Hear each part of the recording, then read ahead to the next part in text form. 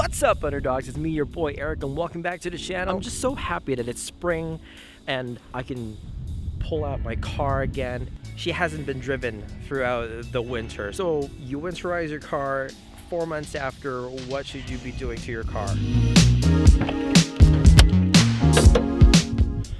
All right, so 4 months you haven't really touched your car. So right off the bat, you should be ripping your car. You should be letting it sit until you achieve operating temperature. And then you want to make sure your oil is still good. Yeah, it's decent. You know, you should always check your oil every single time. You want to make sure you check your power steering fluid, your windshield wiper fluid, your engine oil, your coolant. You'll want to double check your brake fluid and your clutch fluid. By the way, if you haven't checked my video yet on how to, make sure that this doesn't crap out on you, go check it. It's on the description below, or I'll probably put it right over here. Boom, right there.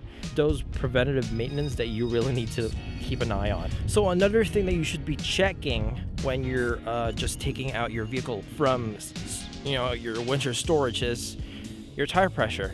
You should get one of these. They're probably like $5-10 in Canadian Tire, Walmart. I don't know. I'll put a link in the description, affiliate one, so you can help your boy out. And get one of these. Just keep them in your car and just check your tire pressure.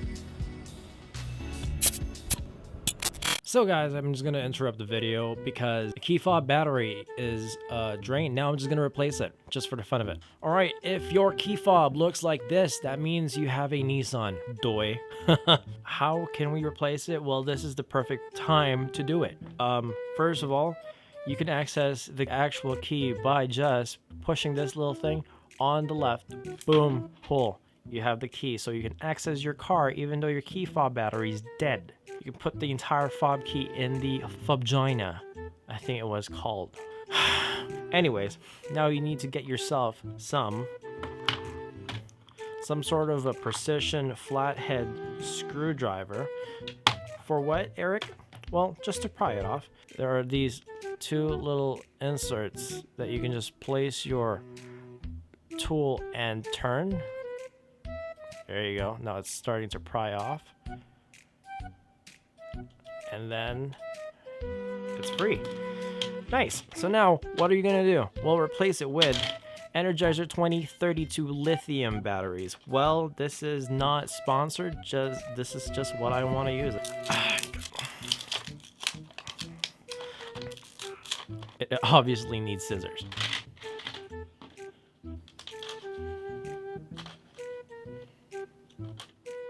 So once you open that Eric proof packaging, yeesh, just take off the old dead battery.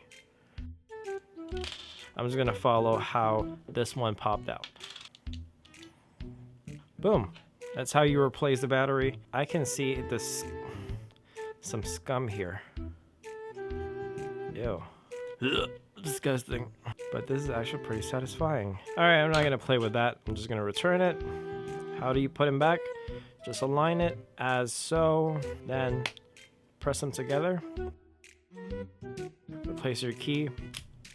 It's done. That's it. That's how you replace a 370Z battery key fob. Back to you, Eric. So another thing that you should be doing to your car is doing a walk around with your car. Do a visual inspection. You want to make sure that there's no unprecedented damages. So you just want to double check all of that. And obviously, last but not the least, you should be double checking your battery too, because your car has been sitting 4 months with no activities. You'll want to double check that. Go to your local shop and double check for the health of your battery. Well, that's it, everybody. It wasn't really anything. It's just more of an update, more like a maintenance check before you actually drive your beautiful car into spring, summer, fall. When I was just checking the car, I was like, damn, I actually did a lot of things since when I got it, but I can't wait for more. It's 2021. Hopefully it's good to me and we can do more things with this car. I'm really excited for you to be a part of my journey. So if you want to be a part of that, hit like if you like this video, click the subscribe button, and ring the notification bell, and I'll see you on the next video. Take it easy, folks.